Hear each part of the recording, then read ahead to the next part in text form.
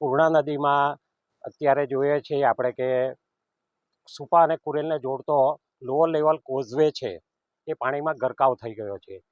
આ કોઝવેને કારણે કુરેલ, અંબાડા, ઉગત, સાહુ, ટોળી આ બધા ગામોને સુરત અને બારડોલી જવા માટે ખૂબ જ ટૂંકો રસ્તો છે અને દર ચોમાસામાં લગભગ મોટી રેલ આવે, ઉપરવાસમાં વરસાદ હોય તો લોઅર લેવલને કારણે વારંવાર બંધ થઈ જાય છે અને એને કારણે પ્રજાજનોને આવવા જવામાં હાલાકીનો સામનો કરવો પડી રહ્યો છે.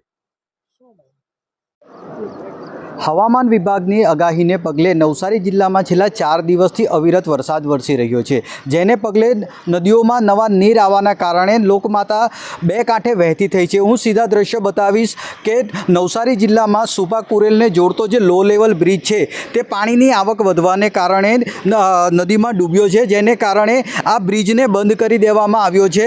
અહીંના આસપાસના 22 ગામને જોડતો આ બ્રિજ છે, જે આ બ્રિજ વહીવટી તંત્રના બંધ કરવાના કારણે અહીં 22 ગામના લોકોને 15 કિલોમીટર જેટલો લાંબો ચકરાવો કરીને નવસારી તરફ જવું પડવાની ફરજ પડી છે.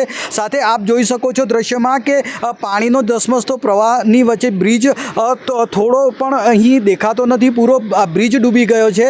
ત્યારે વહીવટી તંત્ર દ્વારા અહીં તકેદારીના પગલાં લઈને આ બ્રિજને બંધ કરી દેવામાં આવ્યો છે ને સાથે આજુબાજુના કાંઠા વિસ્તારના ગામોને ખાસ કરીને એલર્ટ કરવામાં આવ્યા છે અને આ બ્રિજ પર ના જવા માટેની સૂચનાઓ આપી દેવામાં આવી છે. પરિમલ મકવાણા, ETV ભારત, નવસારી.